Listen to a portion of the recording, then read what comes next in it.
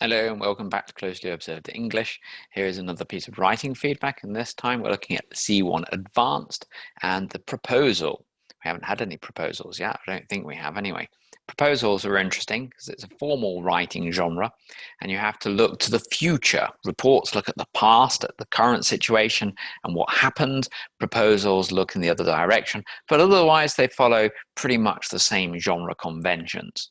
Now, as this is a part 2 writing task, a little bit more work has to be done to draw out the 3 content points that have to be covered. So let's take a look now at our rubric over just here. So you work for an international graphics and design company. Read this part of an email from the management. We're planning to make our offices look much more trendy, stylish, and inviting for employees and customers. For this reason, we would like staff to submit proposals suggesting how you feel we should do this. In your proposal, you should outline your ideas, describing how they could be put into practice, and explaining why this new kind of office would be of benefit to both the company and its customers. Okay, that's our rubric. So we have to do 3 things, don't we? We have to outline our ideas, describe how they could be put into practice, and basically justifying why it's a good idea. Yeah. So what's the idea? Or what are the ideas? How would you do it? And what would they be for? Okay, there we go. So modern style offices, the candidate writes. We have our introduction, then current situation, suggestion for a modern style office, and conclusion. Let's take a look then. Under the introduction, he writes, as requested, I am submitting this proposal to present some ideas to make our offices look much more inviting for employees and customers. Current situation. Actually, we have many single offices divided by category where everyone can work alone to his own part of the project. Every employee develops his part of the work almost independently by the others and can see the others' works only during few meetings. Usually the only thing that connects every employee's work is the customer request.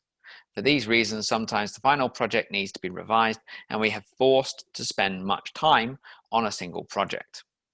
Okay. Suggestion for a modern style office.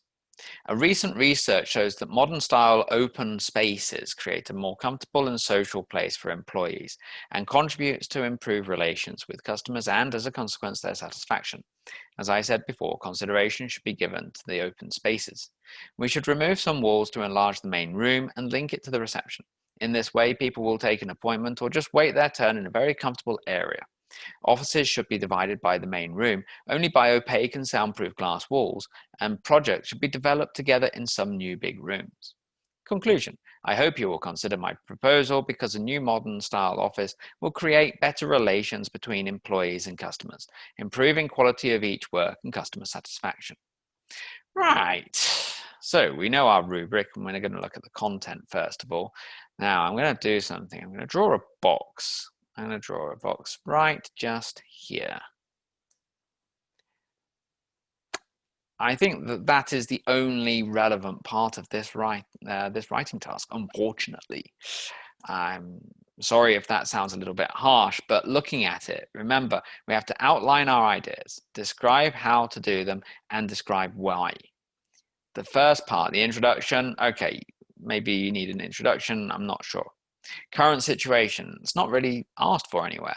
The person reading this works at the same graphics and design company. They know what the current situation is. So this part here is irrelevant. The next part does answer all 3 parts of the task. So that's okay. The conclusion, again, I'm not sure if it's entirely necessary. I think that it's a rehash of the justification from the previous section. So in terms of the content, I would say that we are covering all 3 content points. So the target reader is, well, it's hard to say. Is the target reader on the whole informed? The content points don't have space to breathe here. Look how small that little box is, and all of the content really is there. That means that the ideas aren't fully developed. So I would say that we're going to be looking at probably a band 2 here.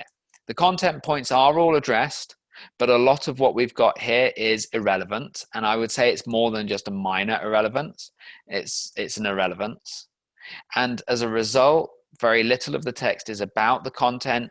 So when I'm reading it, if I was working for this company, I wouldn't be very, very confident I could implement what I've read here. in the office to make those changes. So I'm going to go for a 2 here. Communicative achievement. We want conventions of the communicative task. Generally, I would say that the language is at least neutral. I wouldn't say that it's terribly formal. There are ways that you can make writing more formal. Check out my video on formal register and the biggest differences between formal and informal register. It's all about noun density. Okay. In terms of the other conventions, well, you are told for proposals and reports, use headings. And I agree with that. Use headings. However, you can't just use headings and say, okay, that's now a proposal. The headings have to be sufficiently detailed and useful to serve a purpose. And again, if we look at the box where everything comes in, we don't have headings that show what the idea is. We don't have a heading that says how to do it. We don't have a heading saying why it's worth doing. Those should be the 3 headings, not introduction, current situation, suggestion, conclusion. Introduction, okay, say what the proposal will be about, but then go into suggestion for changing, suggestion for a change to the office layout. There we go. Implementation of the change, number 2. Number 3, justification for the change. Done. 1, 2, 3. Content point, content point, content point. Have a small paragraph for each one of those. The headings then help the target reader find the information they want quickly. So I would say that that's kind of the problem there. And because so much of the task is irrelevant, we can't say that it communicates complex ideas because it doesn't. So I'm going to go for a band 2 here.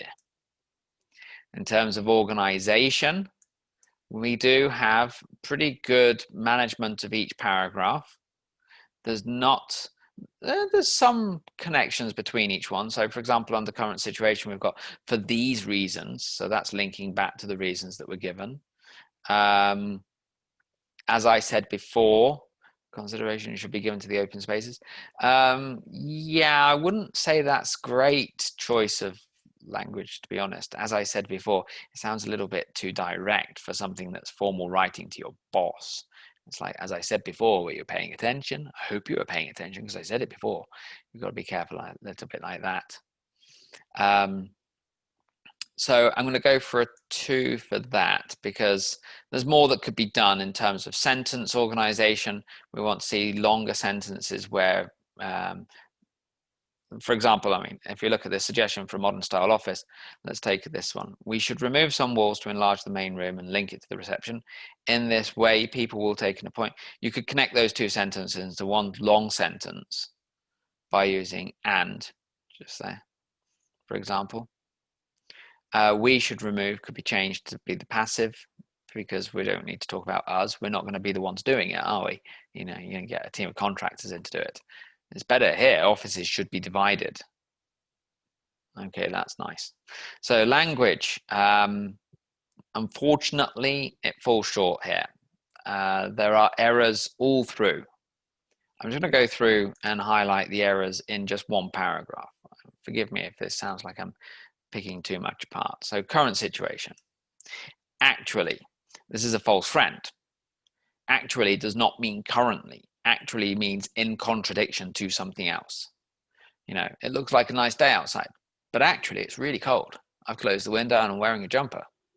So this should be currently. We have many single offices divided by category. Okay, be a bit clearer there. What do you mean by category?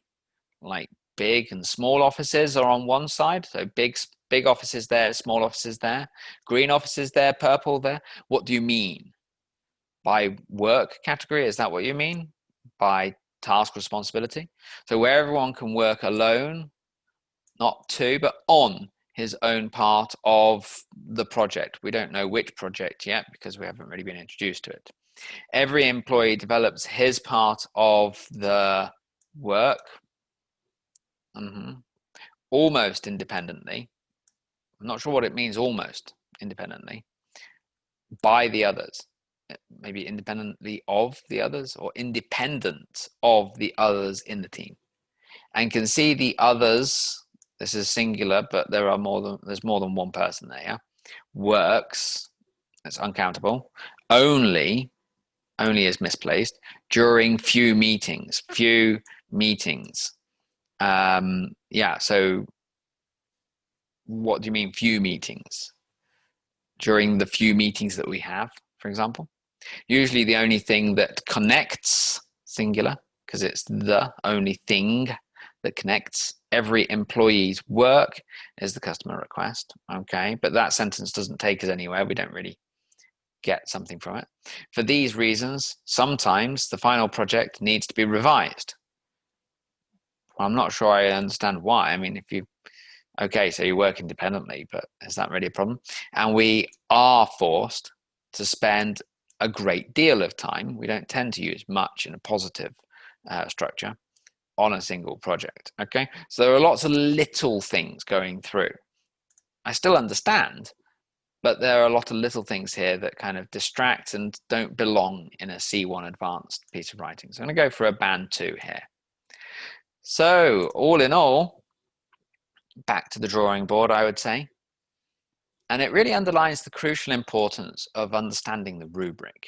If you don't understand the rubric and you don't see what you're supposed to do, you're going to have problems because you're not going to address what the content is supposed to be. So you're not going to inform the target reader. And because of that, you're probably not going to have the chance to express yourself using complex ideas, or even to use all of the conventions of the communicative task. And if you're not doing that, you're going to find it difficult to organize your text logically and clearly. And if you have a problem there, you find that you start struggling with the language because you're talking about things that have no relation to the rubric itself. So it's all a knock-on consequence. If you don't get the content right, everything else is going to suffer as a result. So write with your head, focus on the rubric, outline the 3 points that you need to cover, and make absolutely sure that you do. And that's it from me for today. Thank you all very much for joining me.